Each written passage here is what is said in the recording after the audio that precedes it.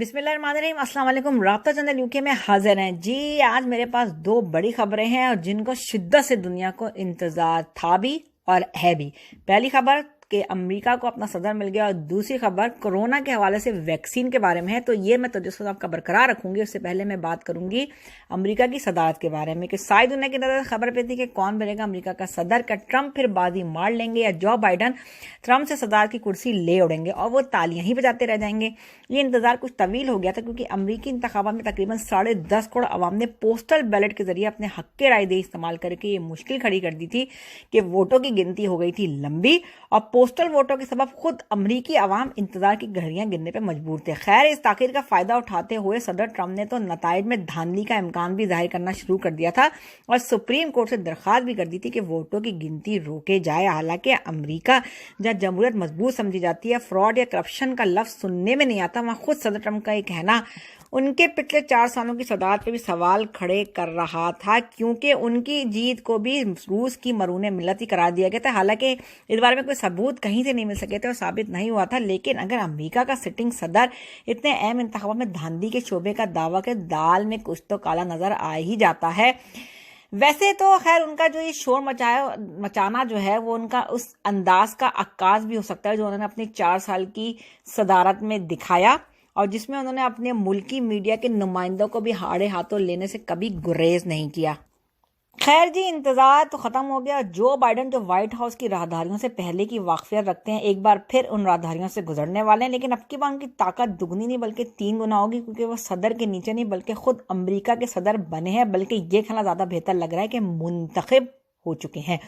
Trump اور ان کے حامیوں کو ہار ہضم ہی نہیں ہو رہی، اس لیے اس ہار کا ذمہ دار امریکی اسٹیبلشمنٹ اور امریکہ کے میڈیا کو قرار دے رہے ہیں۔ لیکن اب جو کوئی کچھ بھی کہتا رہے، بائیڈن نے بھاری اکثریت سے ووٹ حاصل کر کے کامیابی کو اپنی طرف موڑ لیا ہے اور روایت اور قانون کے مطابق جو بائیڈن اگلے سال یعنی 2021 جنوری کو یعنی 20 تاریخ کو صدارت کا حلف اٹھائیں گے، لیکن اس سے پہلے ہو سکتا ہے کہ ٹرمپ جو ہے شکست کو تسلیم نہ کرے اور قانونی چارہ گوئیوں کی ٹینشن بائیڈن کو دے سکتے ہیں کیونکہ ٹرمپ نے امریکہ کی صدارت کو ایک غیر روایتی امیدوار کے طور پہ سنبھالا تھا جنہیں سیاست کا نہیں کاروبار چلانے کا پرانا تجربہ تھا۔ جو امریکہ گیا اس نے ٹرمپ ٹاور دیکھا ہو تو وہ یہ کہہ سکتا ہے کہ وہ کتنے کامیاب بزنس مین ہیں۔ اب وہ اگر قانونی چارہ گوئیوں اور دوبارہ ووٹوں کی گنتی اور دھاندلی جیسے الزامات لگاتے ہوئے غیر روایتی انداز میں وائٹ ہاؤس سے رخصت ہو بھی جائیں تو اس میں کوئی اجنبے کی بات نہیں ہوگی کیونکہ قدیم سیاسی اقدار اور روایت توڑنے کا خوف تو ٹرمپ صاحب کو کبھی تھا ہی نہیں۔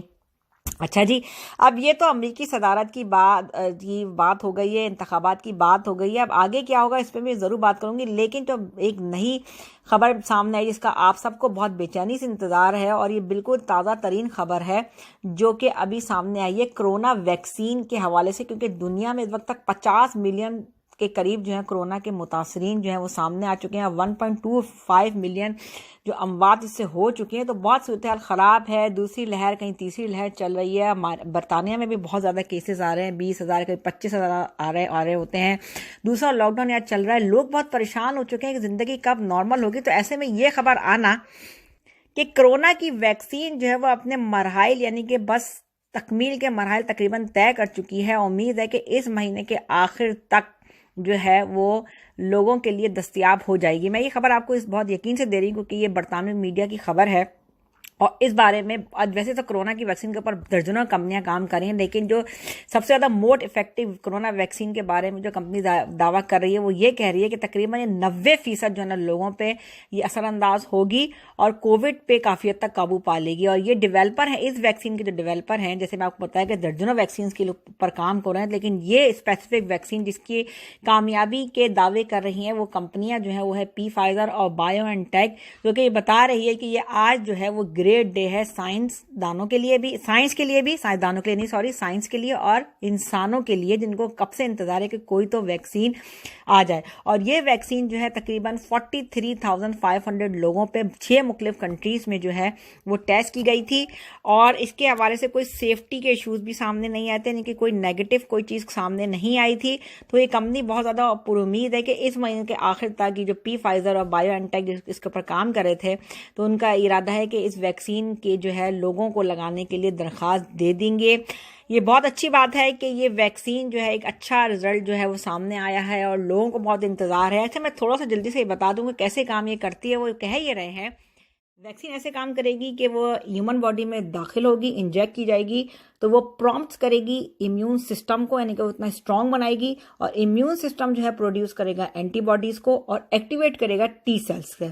جو کہ انفیکٹڈ سیلز کو ڈسٹروائے کر سکتے ہیں. اب اگر پیشنٹ کو کرونا وائرس ہوا تو اینٹی باڈیز اور ٹی سیلز دونوں مل کر جو ہے وہ وائرس کے خلاف فائٹ کریں گے. تو یہ بہت بڑا دن ہے اور جیسے کہ جس ویکسین کے جو ڈیولپر ہیں وہ یہ کہہ رہے ہیں کہ یہ آج بہت عظیم دن ہے, بڑا دن ہے